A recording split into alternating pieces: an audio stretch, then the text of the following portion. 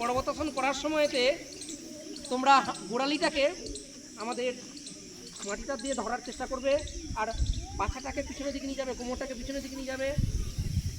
আচ্ছা, এরপর হাঁটু গেড়ে হাত দুটোর পাশে সামনে বুকটা রেখে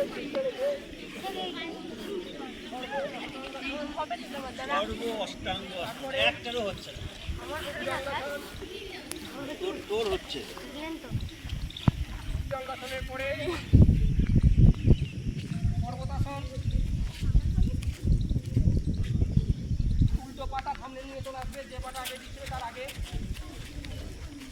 হস্ত সঞ্চালন, পা দুটো সামনে রেখে পদহস্তাসন। পদহস্তাসনের পরে হাতটা মাটিতে থাকবে তো, দমটা ধরে রেখে পিছন দিকে বেরবে।